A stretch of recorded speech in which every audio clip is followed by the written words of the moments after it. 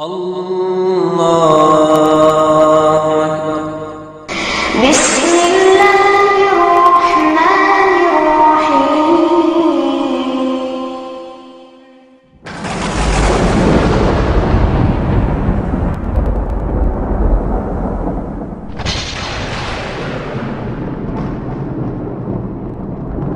وقل جاء الحق وزهق الباطل إن الباطل كان زهوقا۔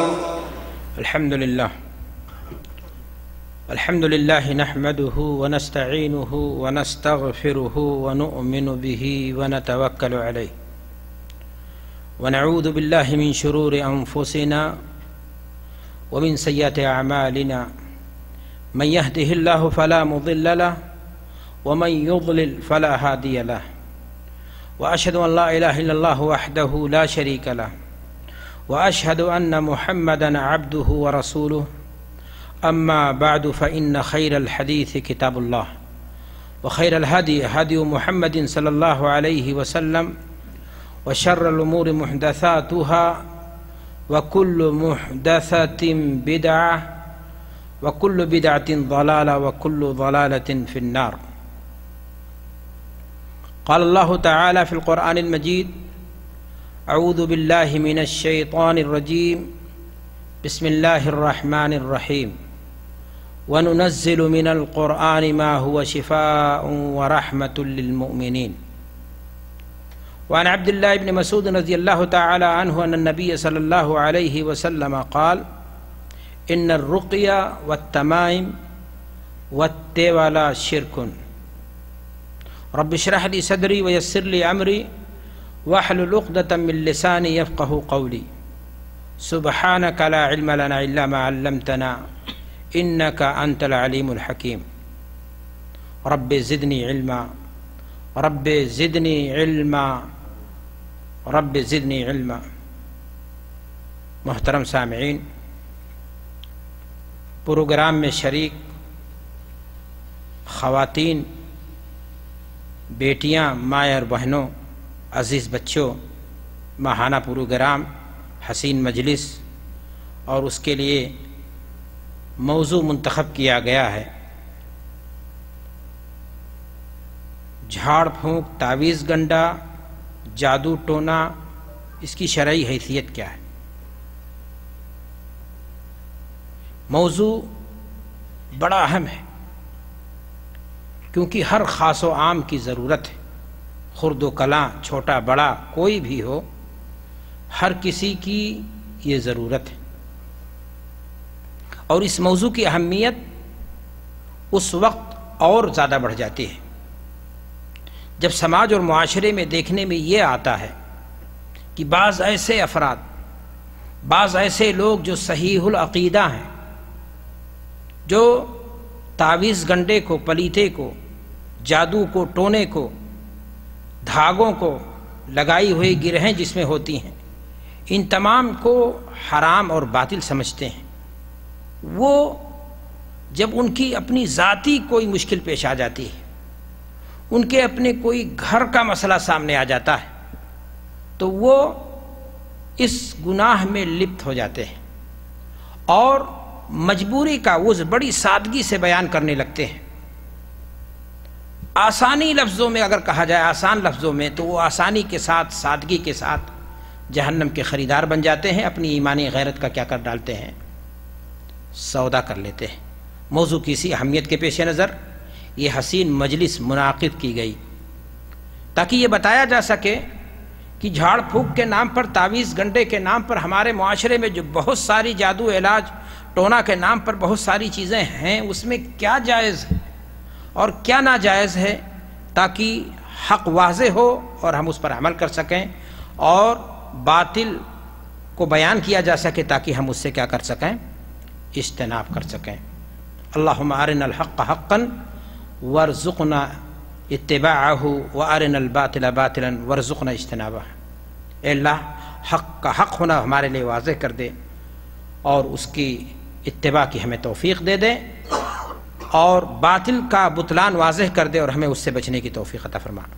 میں شکر گزار ہوں مکتب دعویٰ سینٹر مبرز کا، وہاں کے ذمہ داران کا، متعاونین دعات جو بھی ہیں لوگ جنہوں نے ادنا سا تعاون بھی کیا ہے اس ٹھنڈی کے موسم میں آپ لوگوں کو اکٹھا کرنے کا، اللہ تعالیٰ ان کی کوششوں کو قبول فرما لے، آپ کی حاضری کو قبول فرما لے، آخرت میں ہم سب کے لیے اس حاضری کو نجات کا ذریعہ بنا دے۔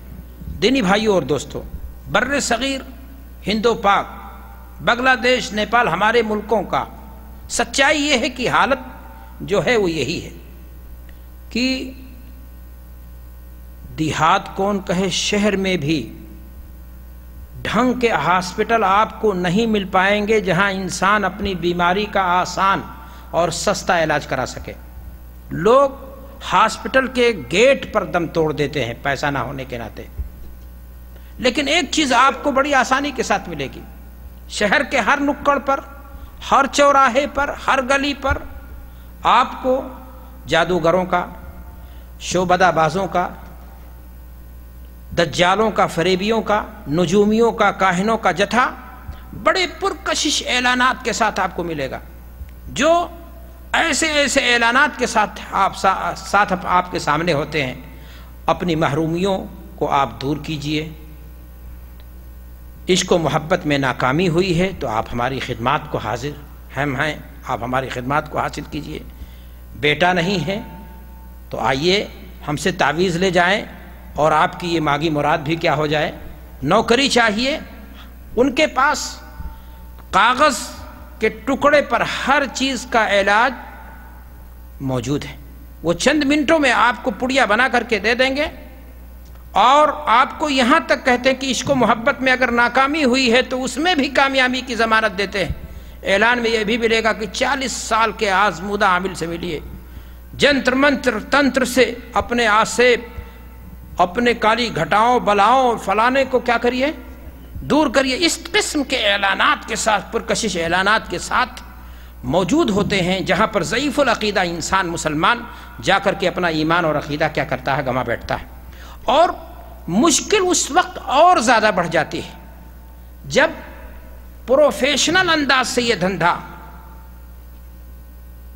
بڑے بڑے دارالعلوموں کی شیخ الحدیث، حکیم الامت، محدثین کی نگرانی میں بزنس کی شکل میں فروغ پا رہا ہوتا ہے اور اسے انجام دیا جا رہا ہوتا ہے۔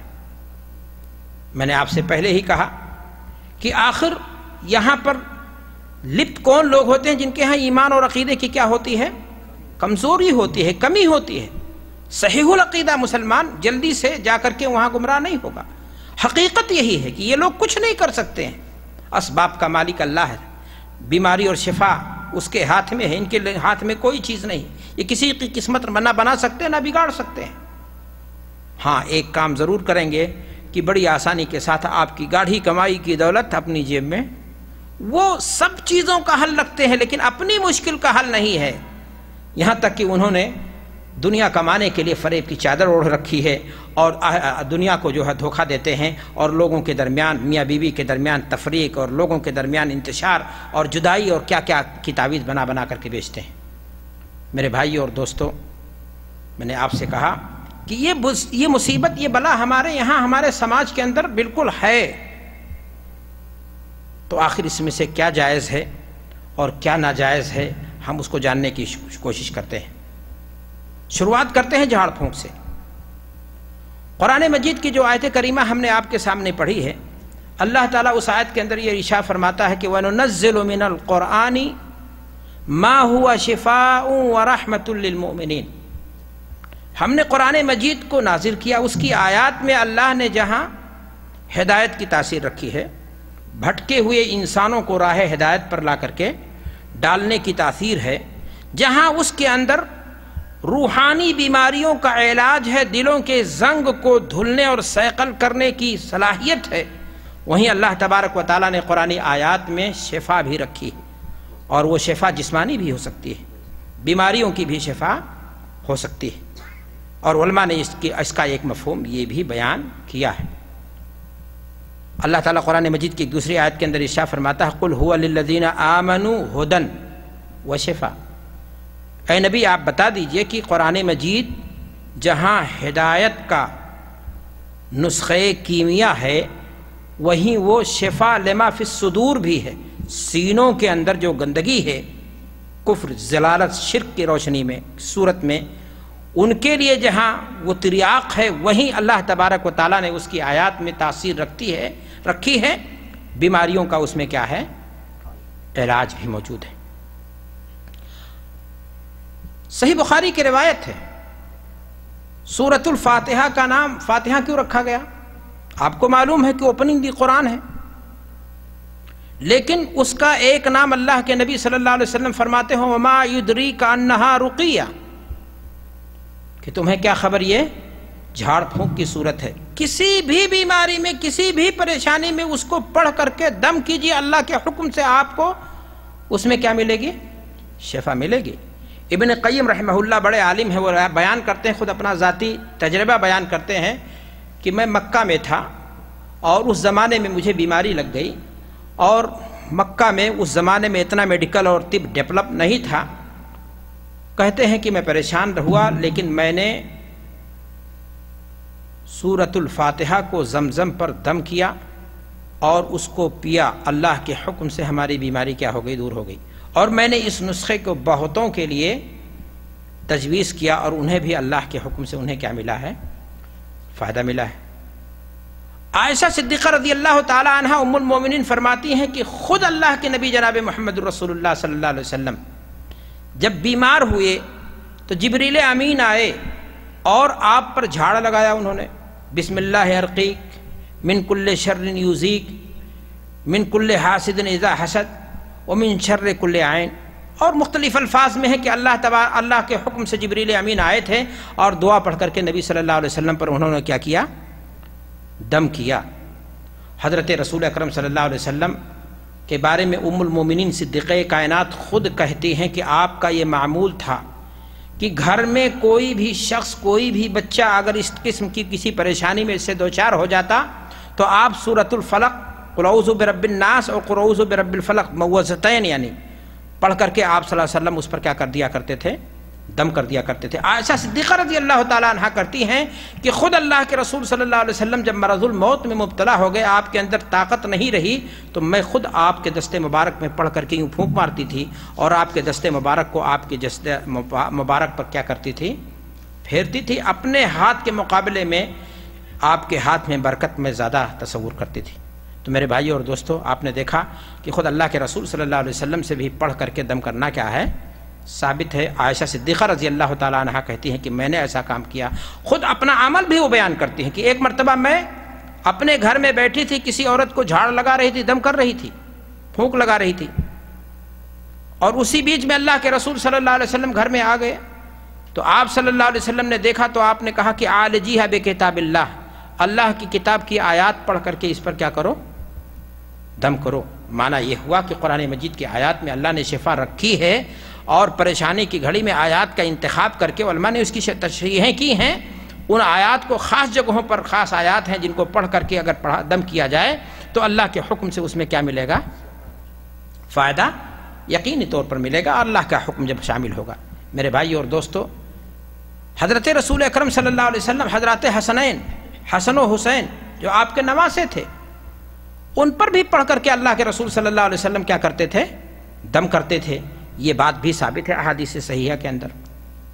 شفا بنت عبداللہ، حضرت عبداللہ ابن عمر کی بیٹی ہیں، وہ کہتی ہیں میں خود اپنی بوا پھوپھی صفیہ کے پاس آتی تھی سیکھنے کے لیے، قرآن پڑھنے کے لیے، تعلیم حاصل کرنے کے لیے۔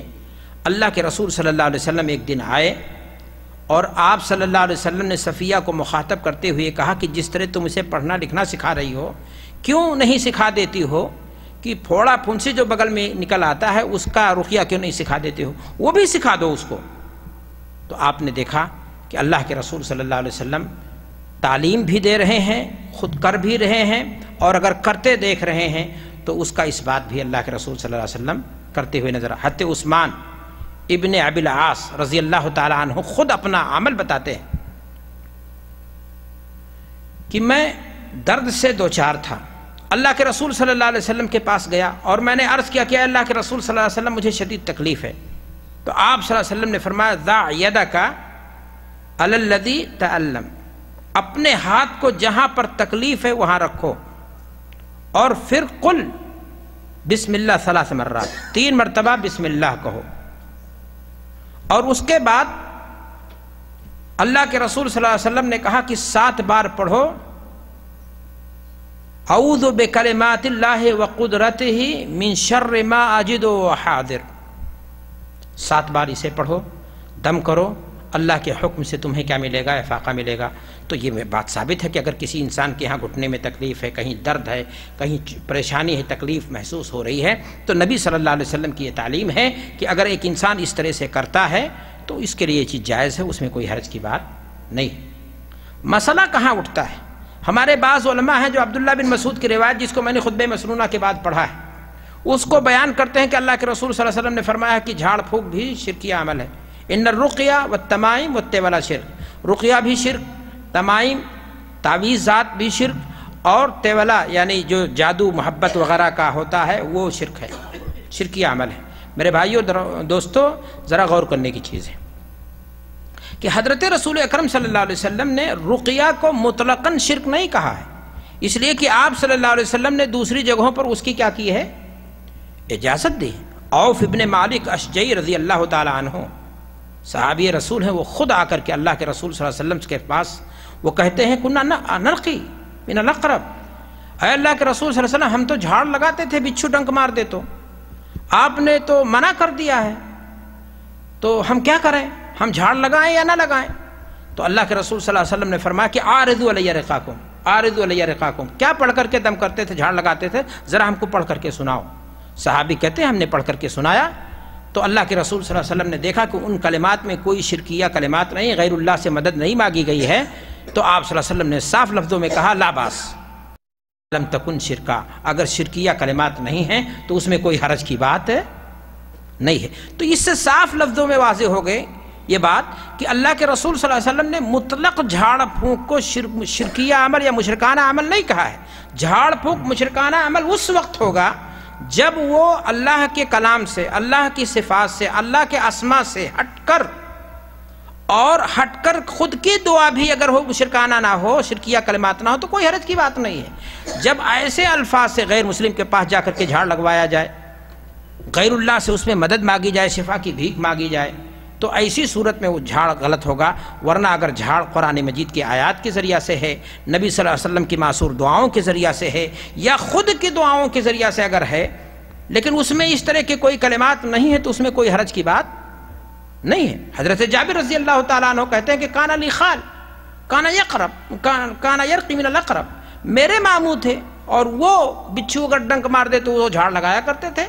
उन्होंने भी जब अल्लाह के रसूल सल्लल्लाहु अलैहि वसल्लम की यह हदीस सुनी कि अल्लाह के रसूल सल्लल्लाहु अलैहि वसल्लम ने जो है झाड़ फूँक से क्या कर दिया है, मना कर दिया है, तो अल्लाह के रसूल सल्लल्लाहु अलैहि वसल्लम के पास गए तो उन्होंने भी अल्लाह के रसूल सल्लल्लाहु अलैहि वसल्लम को अपना पढ़ करके सुना कि अल्लाह के रसूल, हम ज़माने जाहिलियत में यानी इस्लाम से पहले भी ये पढ़ करके हम झाड़ लगाया करते थे, दम किया करते थे, फूँक मारते थे और अल्लाह के हुक्म से उसमें शिफा मिल जाती थी। तो आप सल्लल्लाहु अलैहि वसल्लम ने जब देखा कि उनके कलिमात में, दुआया कलिमात जो थे उसमें कोई शिरकिया अल्फाज नहीं हैं, तो आप सल्लल्लाहु अलैहि वसल्लम ने फरमाया कि मन यस्तती अन यनफ़ा अख़ाहु फलयफ़अल, कि अगर कोई शख्स अपने भाई को नफ़ा पहुंचा सकता है तो उसको नफ़ा पहुंचाने में कोई हरज की बात नहीं। तो वाज़ेह हो गई ये बात मेरे भाई और दोस्तों कि झाड़ फूँक अगर शिरकिया कलिमात से नहीं है तो उसमें कोई हरज नहीं। इसीलिए उलमा ने, मुख्तलिफ उलमा ने इसकी शरहें लिखी हैं कि 3 शर्तों के साथ झाड़ फूँक जायज़ है। एक चीज़ ये है कि जो आप झाड़ फूँक कर रहे हैं कुरान से हो, अल्लाह के सिफ़ात, अल्लाह के नाम से हो, नबी सल्लल्लाहु अलैहि वसल्लम की मासूर दुआओं से हो, और अगर एक इंसान खुद की दुआ, मिसाल के तौर पर उर्दू ज़ुबान है, हमारी ज़ुबान है, जल तू ही, जलाल तू ही, साहिब कमाल तू ही, आई बाला टाल तू ही, एक आदमी पढ़ता है ऐसा, अल्फाज उर्दू के हैं लेकिन इसमें कोई हरज और कबाहत की बात नहीं है। अगर ऐसे कह करके वो फूंक मार देता है कि जल तू ही, जलाल तू ही, आई बला टाल तू ही, साहिब कमाल तू ही, तो उसमें कोई हरज की बात नहीं होनी चाहिए। इसलिए कि अल्लाह के रसूल सल्लल्लाहु अलैहि वसल्लम ने हत्ते औफ इब्न मालिक अशजई की बात सुनी, उसमें जब शिरकिया कलिमात नहीं देखे تو کوئی پریشانی کی نہیں محسوس ہوئی اللہ کے رسول نے، آپ نے نہیں روکا۔ لیکن ہاں ایک بات جانیں، جب ایک انسان عربی زبان سے ہٹ کر کے اپنی کسی زبان میں دعا کر رہا ہے، کسی کو جھاڑ لگا رہا ہے، تو اس کے لیے یہ ضروری ہے کہ جن کلمات کا استعمال کر رہا ہے وہ کلمات مفہوم ہوں، جادو کے الفاظ نہ ہوں، طلسماتی کلمات نہ ہوں، شعبدہ بازی کے کلمات نہ ہوں، اس میں غیر اللہ سے مدد نہ مانگی گئی ہو، تو پھر حرج کی کوئی بات نہیں۔ ایک شرط کا اضافہ اور کر لو تاکہ مسئلہ واضح ہو جائے، ہم آگے بڑھیں۔ وہ شرط یہ ہے کہ جھاڑ لگانے والا اور جو لگوانے گیا ہے دونوں کا عقیدہ یہ ہونا چاہیے کہ اللہ نہ چاہے تو اس جھاڑ لگانے سے شفا حاصل ہونے والی ان آیات میں، ان دعاؤں میں تاثیر اسی صورت میں پیدا ہوگی جب اللہ کا کیا ہوگا؟ حکم ہوگا۔ اگر اللہ کا حکم نہ ہو تو پھر ایسی صورت میں کوئی چیز حاصل نہیں ہوگی۔ اگر ان شرائط کے ساتھ میرے بھائی اور دوستو کسی کو جھاڑ لگاتا ہے کوئی، یا کہ کوئی لگوانے جاتا ہے، مسلمان ہے، صاحب ایمان ہے، عقیدہ اس کا درست ہے، خرافاتی نہیں ہے، بدعتی نہیں، غیر مسلم نہیں ہے، مشرک نہیں ہے، اجڑ ٹائپ کا نہیں ہے، تو اس میں کوئی حرج کی ظاہر بات ہے۔ آپ غیر مسلم کے پاس جاؤ گے تو وہ آخر کرے گا کیا؟ وہ تو اپنے معبودوں کے مدد اور اس طرح شرکیہ کلمات کا استعمال کرے گا ہی، اس ناطے جھاڑ پھونک کے نام پر وہاں ہم نہیں جائیں گے۔ میرے بھائی اور دوستو، جھاڑ پھونک سے ہی ملتی جلتی ایک چیز ہے جو ہمارے سماج میں بہت رائج ہے، عربی زبان میں اسے کہا جاتا ہے نشرہ۔ یہ نشرہ کیا ہے؟ اگر کسی کو جادو کر دیا گیا ہو تو جادو کے توڑ کے لیے جو طریقہ استعمال کیا جاتا ہے اسے کیا کہا جاتا ہے؟ نشرہ عربی زبان میں۔ اور اللہ کے رسول صلی اللہ علیہ وسلم سے جب پوچھا گیا نشرہ کے بارے میں تو آپ صلی اللہ علیہ وسلم نے کہا ہی من عمل الشیطان، کہ یہ شیطانی عمل ہے، یہ اس میں شرک ہے، یہ مشرکانہ عمل ہے، یہ غلط ہے، باطل ہے۔ یہ جادو اردو زبان کا لفظ ہے، عربی میں اسے کیا کہتے ہیں؟ سحر۔ سحر کو سحر کیوں کہتے ہیں؟ سحر میں ہوتا کیا؟ جادو میں ہوتا کیا؟ واقع کے خلاف انسان دیکھنے لگتا ہے۔ کہتے ہیں نگاہیں مسحور ہو گئیں، یعنی جو واقع ہے اس کے برعکس آپ نظر آنے لگے، مرد عورت نظر آنے لگے، یا اس طرح سے جو حقیقت ہے حقیقت سے الٹ اگر کوئی چیز نظر آنے لگے تو کہتے ہیں لوگ کیا کر دیا گیا ہے؟ جادو۔ ہمارے معاشرے میں جادو کو لے کر کے، سحر کو لے کر کے کچھ لوگ ایسے بھی پائے جاتے ہیں جو سرے سے کہتے ہیں جادو کا وجود ہے ہی نہیں۔ حقیقت یہ ہے میرے بھائیوں کہ جادو کی ایک حقیقت ہے، جادو کا انکار سرے سے قرآن و سنت کا انکار ہے۔ جادو کی اپنی جگہ پر ایک تاثیر بھی ہے، جادو تاثیر رکھتا ہے۔ جی ہاں، صحت مند انسان بیمار ہو سکتا ہے، لیکن آپ کو یہ جاننا چاہیے کہ جادو کا سیکھنا اور جادو کا سکھانا یہ دونوں کفر ہے، اور جادو کا برتنا اور جادو کا اپنے لیے انتخاب کرنا یہ کبیرہ گناہ ہے۔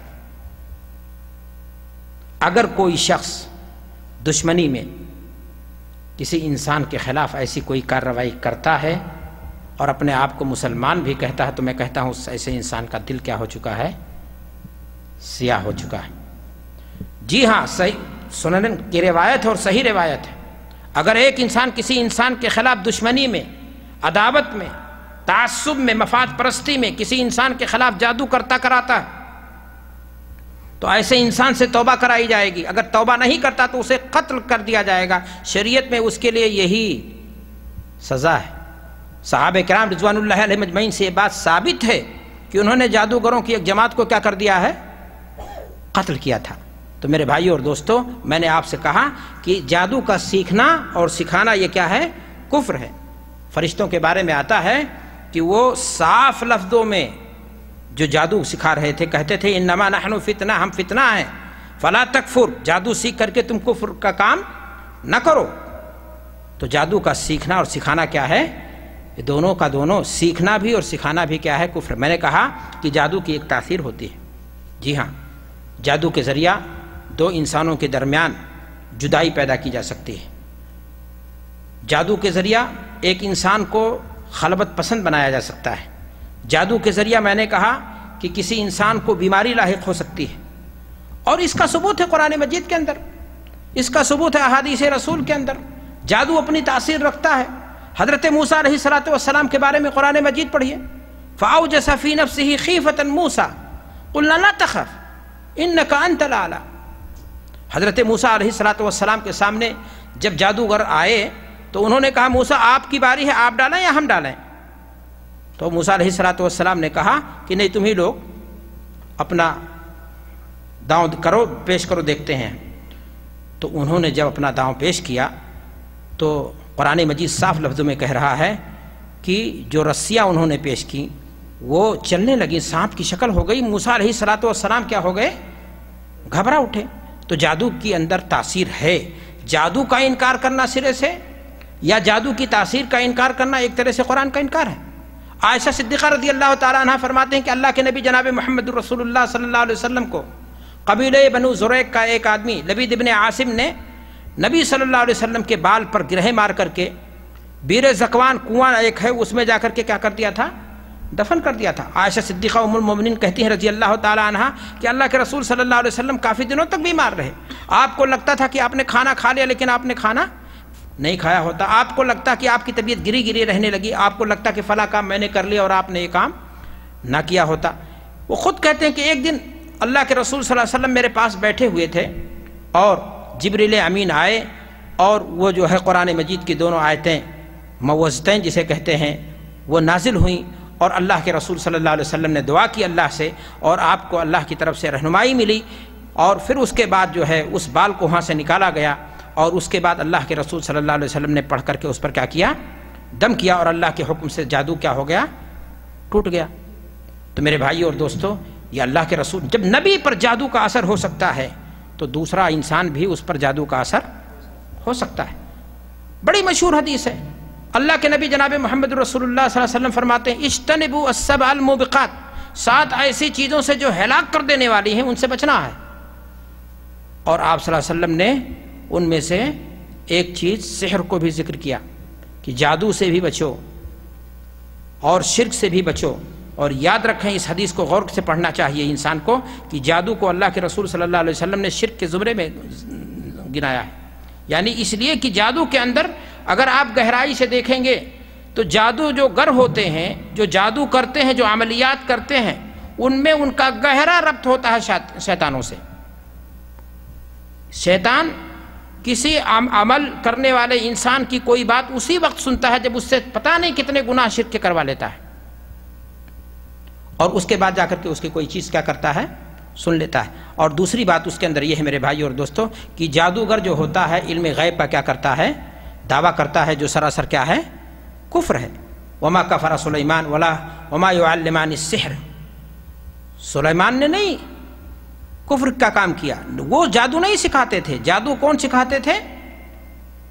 وہ فرشتے تھے اور کہتے بھی تھے کہ ہم فتنہ ہے اور تم جادو سیکھ کر کے کفر کا کام نہ کرو. تو میں نے آپ سے کہا کہ جادو بہرحال کفر کا کام ہے اور جادو یہ خراب عمل ہے، نہ اس کو سیکھنا چاہیے، نہ اس کو عملی زندگی میں کیا کرنا چاہیے؟ برتنا چاہیے. لیکن میں نے آپ سے کہا کہ جادو کے اثرات ہوتے ہیں اور جادو کی بہت ساری قسمیں علماء نے بیان کی ہیں. انہی میں سے ایک ہے جادو کی قسم سحر تفریق، یعنی 2 انسان بزنس کر رہے ہیں، حسد میں کوئی جل پڑا، وہ جادو کرا دیتا ہے اور دونوں کے درمیان کیا ہو جاتی ہے؟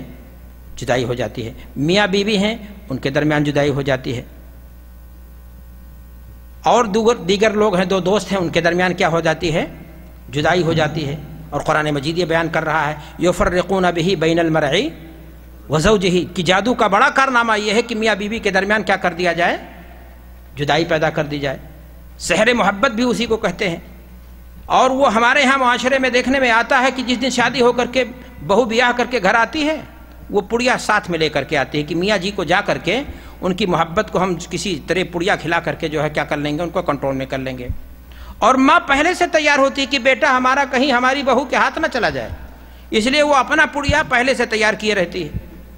نتیجہ یہ ہوتا ہے کہ دونوں کے پڑیے میں کبھی کبھار ٹکراؤ ایسا ہوتا ہے کہ بیٹا دونوں کے ہاتھ سے یا کسی ایک کے ہاتھ سے چلا جاتا ہے،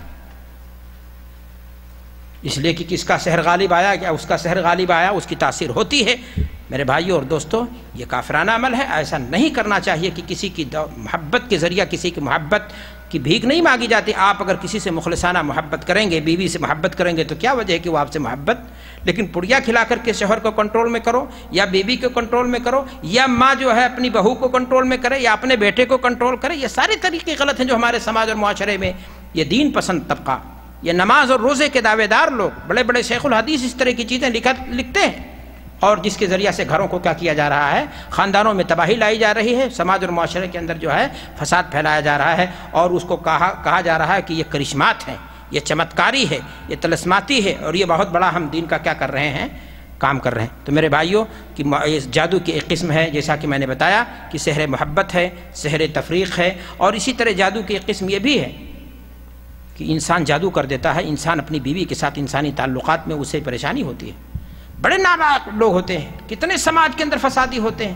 دل میں اس کے تھا خواہش تھی کہ فلاں کی بیٹی سے شادی کریں گے، بوا کی لڑکی تھی، ماما کی لڑکی تھی، خاندان میں سے کسی کی لڑکی تھی، اس کو پسند تھی، لیکن اللہ کی مرضی جوڑے اوپر آسمان پہ بنتے ہیں، شادی اس کے ساتھ نہیں ہوئی، کسی اور کے ساتھ ہو گئی۔ اب وہ کیا کرتا ہے، محبوب کی گلیوں میں گھومتا ہے، کسی دن جو اس کو جو ڈانٹا گیا کہ ادھر اب دوبارہ آئے تو پھر پتہ چل جائے گا تم کو، غصے میں آتا کسی جادوگر کے پاس جا کر کے جادو کر دیتا ہے کہ تاکہ دونوں کے اندر انسانی تعلقات ہم کو نہیں ملی تو دوسرے کی زندگی ہم کیا کر دیں۔ ایسا انسان کا دل سیاہ ہے، ایسے انسان کو اپنے ایمان کی خیریت معلوم کرنی چاہیے، اپنے ایمان کی سلامتی کے کیا کرنی چاہیے، دعا کرنی چاہیے۔ تو یہ میرے بھائی اور دوستو اس طرح ہمارے سماج اور معاشرے کے اندر آج یہ چیزیں ہیں، اور علماء بیٹھ کر کے کر رہے ہیں، پروفیشنل انداز سے کیے جا رہے ہیں، اور گھروں کو کیا کیا جا رہا ہے، اجاڑا جا رہا ہے، گھروں کو کیا کیا جا رہا ہے، تباہ کیا جا رہا ہے، گھروں کو کیا کیا جا رہا ہے، برباد۔ ایسے بھی جادو ہوتے ہیں کہ انسان پر جادو کر دیا گیا، وہ انسان آپ جو ہے لوگوں کے بیچ میں بیٹھنا ہی نہیں پسند کرتا، یا ایسا بھی جادو ہوتا ہے کہ آپ جادو کر دیجئے وہ بیمار رہنے لگتا ہے، اور بیمار رہتے رہتے اس کی موت تک واقع ہو جاتی ہے۔ یہ ساری چیزیں ہیں اور موجود ہیں سماج اور معاشرے میں۔ سوال یہ ہے میرے بھائیوں اور دوستوں کہ ہم جادو سے بچاؤ کے لیے کیا کریں۔ معاملہ یہ ہے کہ جادو حقیقت ہے، لیکن میں نے آپ کو بتا دیا کہ جادو کفر ہے، سیکھنا اور سکھانا دونوں، اور کرنا اور کرانا کبیرہ گناہ ہے، توبہ نہ کرے تو اسے انسان کی سزا کیا بتائی میں نے، قتل کر دیا جائے گا۔ لیکن مسئلہ یہ ہے کہ ہم اپنے طور پر ہم جادو نہیں کرنا چاہتے ہیں، لیکن کوئی جادو کر تو سکتا ہے ہمارے اوپر، تو ہم اپنے بچاؤ کے لیے کہ ہم پر کوئی جادو کا اثر نہ ہو ہم کیا کریں۔ پہلی چیز میں بتا رہا ہوں آپ کے سامنے، پھر اگر خدا نخواستہ جادو ہو گیا ہے تو اس کا علاج بعد کی چیز ہے۔ تو ہمارے اوپر جادو کی تاثیر نہ ہو ہم کیا کریں۔ آپ کو معلوم ہے صبح و شام کے اذکار، گھر سے نکلنے کی دعا، گھر میں داخل ہونے کی دعا، انسان اپنی بیوی کے پاس جائے انسانی تعلقات کے لیے تو اس وقت کی دعا کہ اس میں شیطان کا حصہ نہ ہو جائے، گاڑی آپ چالو کریں، سفر کی دعا، شام کے وقت بسترے پر جب آپ جائیں تو اللہ کے رسول کی حدیث کیا ہے کہ آیت الکرسی پڑھ کر کے جس نے جو ہے اپنے بسترے پر گیا، 2 فرشتے اللہ کی طرف سے کیا ہو جاتے ہیں اس کے لیے، کوئی جنات کوئی شیطان اس کو نقصان نہیں پہنچا۔ سورہ ملک پڑھے تو کیا فائدہ ہے، سورہ بقرہ کی آخری آیات پڑھیں تو اس کا کیا فائدہ ہے۔ تو یہ جو اذکار ہیں ایک انسان کو کوچ کی صورت میں اپنانا چاہیے، اور اگر ایک انسان مضبوط عقیدے کا ہے، مضبوط ایمان کا ہے، اور ذکر اور اذکار سے اپنی زندگی کو معمور رکھتا ہے تو انشاءاللہ جادو کا اثر اس پر اللہ کے حکم سے ہوگا ہی نہیں۔ لیکن خدا نخواستہ جیسا کہ میں نے کہا اللہ کے نبی پر ہو گیا، کہیں غفلت ہوئی اور کسی نے داؤں کر دیا اور آپ پر جادو کا اثر اگر ہو گیا تو اب آپ کیا کریں گے؟ تو کیا آپ جا کر کے اسی کی طرح جو جادو کیا کسی جادوگر کے پاس جا کر کے اس جادو کا توڑ کریں گے؟ یہی ہے نشرہ، جس کے بارے میں اللہ کے رسول صلی اللہ علیہ وسلم نے فرمایا کہ ہی من عمل الشیطان۔ جادو کا توڑ جا کر کے کسی نجوموں کے پاس، کسی کسی جادوگر کے پاس غیر شرعی طریقے پر جادو کے ذریعہ سے جادو کا توڑ کیا جائے تو یہ غیر شرعی عمل ہے، اور یہ شیطانی عمل ہے، یہ مشرکانہ عمل ہے، یہ کبیرہ گناہ ہے۔ اس سے انسان کو کیا کرنا چاہیے؟ بچنا چاہیے۔ تو پھر کیا کرنا چاہیے؟ علاج تو کیا جائے گا یا نہیں کیا جائے گا؟ علاج ہے، جادو کا بھی علاج ہے، لیکن جیسا کہ میں نے کہا جادو کی قسمیں بہت مختلف ہیں، اسی لیے علاج کے لیے بھی علماء نے مختلف آیتوں کا انتخاب جادو کے مناسبت سے مختلف آیتوں کا ذکر کیا ہے۔ شاہ ولی اللہ محدث دہلوی رحمہ اللہ نے تو 32-36 آیتیں ذکر کی ہیں، اور دیگر علماء نے بڑی بڑی کتابیں لکھی ہیں اس تعلق سے کہ فلاں قسم کا جادو ہے تو فلاں آیت پڑھیے، فلاں قسم کا جادو ہے تو فلاں چیز پڑھیے، فلاں قسم کا جادو ہے تو فلاں۔ ظاہر سی بات ہے اس محاضرے میں ساری چیز تفصیل نہیں کی جا سکتی۔ ماشاءاللہ آپ لوگ پرجوش ہیں، اس ناطے ہم بھی کچھ سنائے جا رہے ہیں الحمدللہ۔ میں نے آپ سے کیا عرض کیا کہ آخر اگر خدا نخواستہ جادو ہمارے کسی عزیز کو، ہماری کسی بہن کو، بیٹی کو، ماں کو، ہم کو، کسی کو، اللہ نہ کرے ایسا ہو، لیکن اگر خدا نخواستہ پاس پڑوس میں کسی کو اگر ایسا لاحق ہو گیا تو کیا کریں گے پھر ہم؟ ایک بنیادی بات ہم بتا رہے ہیں جو ہر قسم کے جادو میں وہ چیز مفید ہے آپ کے لیے۔ پہلی چیز یہ ہے کہ انسان کو کوشش کرنی چاہیے، اللہ سے دعا بھی کرنی چاہیے، جیسا کہ اللہ کے نبی صلی اللہ علیہ وسلم کے ساتھ ہوا تھا۔ آپ صلی اللہ علیہ وسلم نے اللہ سے دعا کی، کوشش کی۔ ہو سکتا ہے انسان خواب دیکھ لے، ہو سکتا ہے انسان کے خیال میں اللہ تعالیٰ یوں ہی الہام ڈال دے کہ کہاں کس چیز پر جادو کیا گیا ہے اور اس چیز کو کہاں دفن کیا گیا ہے یا چھپایا گیا ہے۔ اگر پتہ چل جائے تو اس چیز کو نکال کر کے اس انسان کو جلا دینا چاہیے، ضائع کر دینا چاہیے، اور اگر ضائع کر دیا، جلا دیا، تو آٹومیٹک جادو کا اثر کیا ہو جائے گا؟ ختم ہو جائے۔ جس بھی قسم کا جادو ہو، جس چیز پر کیا گیا ہو، اگر وہ چیز مل جائے۔ میں نے آپ سے ایک طریقہ بتایا کہ کیا کرے آدمی اللہ سے دعا کرے۔ ایک چیز اور بھی ہے، جس انسان پر جادو کا اثر ہے اس پر کچھ آیات ہیں، یہ انسان جو پڑھ رہا ہے اس کے تقویٰ پر بھی منحصر ہے، یہ جان لینا کہ کتنا متقی ہے، کتنا صاحب ایمان اور عقیدہ ہے۔ اگر وہ ان آیات کو پڑھ کر کے اس انسان پر دم کرے تو شیطان حاضر ہو جاتا ہے، اور شیطان جب حاضر ہو جائے تو اس سے سوال کیا جائے کہ جو جادو کیا گیا ہے یہ جادو کہاں چھپایا ہے؟ اس لیے کہ میں نے کہا یہ جو جتنے جادوگر ہوتے ہیں یہ شیطانوں کو کیا کرتے ہیں؟ پوچھتے ہیں۔ اللہ اکبر پڑھیں گے آپ کتابوں کو تو آپ حیران رہ جائیں گے، یہ انسانی پیشاب سے قرآن کی آیات تک کو لکھ ڈالتے ہیں، نعوذ باللہ۔ قرآن مجید کو اپنے پیروں سے کچل ڈالتے ہیں، پیخانہ گھر میں لے جا کر کے قرآنی آیات کی یہ کیا کرتے ہیں؟ توہین کرتے ہیں۔ تب جا کر کے شیطان کچھ ان کی باتیں سن لیتا ہے اور اس طرح سے جو ہے وہ گڑبڑ کرتا ہے، اور اس طرح لوگوں کے عقائد کے ساتھ، وہ ایمان کے ساتھ وہ کیا کرتا ہے؟ کھلواڑ کرتا ہے۔ تو میں نے کہا کہ قرآنی آیات ہیں جن کو اس پر پڑھا جائے تو وہاں جب شیطان حاضر ہو جائے تو اس سے پوچھا جائے کہ وہ چیز کہاں ہے۔ اگر وہ پتہ چل جاتا ہے، میں نے کہا پہلا اسٹیپ یہ ہے کسی بھی قسم کے جادو پر کہ اس کو کیا کرے؟ توڑ دے، پھوڑ دے، جلا دے، اور انشاءاللہ آٹومیٹک جادو کا اثر کیا ہو جائے گا؟ ختم ہو جائے گا۔ دوسرا اسٹیپ کیا ہے؟ پتہ چلنے کے لیے میں نے آپ کو 2 طریقے بتائے ہیں، اس پر آپ کو کوشش کرنی چاہیے۔ دوسرا اسٹیپ کیا ہے؟ دوسرا اسٹیپ یہ ہے کہ قرآنی آیات اور نبی صلی اللہ علیہ وسلم کی معصور دعائیں، جیسے کہ میں نے بتایا کہ حضرت جبریل امین نے خود اللہ کے رسول صلی اللہ علیہ وسلم کو جھاڑ کیا تھا، وہ دعا، اور اسی طرح سے اعوذ بکلمات اللہ التامات من غضبہ وعقابہ وشر عبادہ من ہمزات اللہ الشیطان ویحضرون، سورۃ الفاتحہ ہے، سورہ بقرہ کی آخری آیات ہیں۔ اور خاص طور سے محبت کا جو جادو جسے تیولا کہا جاتا ہے، جو میں نے آپ کو بتایا کہ بیوی کی محبت پانے کے لیے یا بیوی اپنے شوہر کی محبت پانے کے لیے یا ماں اماں جان دونوں کے بیچ میں دخل بنتی ہیں، اس قسم کا اگر ہے تو اس قسم کے جو ہے تعلق سے علماء نے ایک نسخہ بیان کیا ہے، ابن وہب نے ابن بطال سے نقل کیا ہے کہ بیر کے پتوں کو 6 پتوں کو پیس ڈالیں اور اسے اتنے پانی میں ڈال دیں جس سے جو ہے نہایا جا سکے، اور اس پر یہ چند قرآنی آیات ہیں اور بھی آیات ہیں جن کو پڑھ کر کے دم کریں۔ کتاب ہے عبدالسلام وحید بالی کی، منیر قمر کی، اور دیگر علماء نے لکھا ہے، ان آیات کو اکٹھا کر لیجئے، ان کو دیکھ کر کے بھی پڑھ سکتے ہیں، پڑھ کر کے دم کیجئے، اور اس میں سے کچھ گھونٹ پانی مریض کو جس پر جو ہے سحر کا اثر ہے، جادو کا اثر ہے، اس کو پلا دیجئے، بقیہ پانی کو اس پر کیا کریے؟ اسی سے نہلا دیجئے، اللہ کے حکم سے انشاءاللہ اسے کیا ہو جائے گی؟ شفا ملے گی۔ تو میں نے کیا کہا کہ علاج کس کے ذریعہ کیا جائے گا؟ پہلی کوشش یہ ہے کہ اس کو جلایا جائے، توڑا جائے۔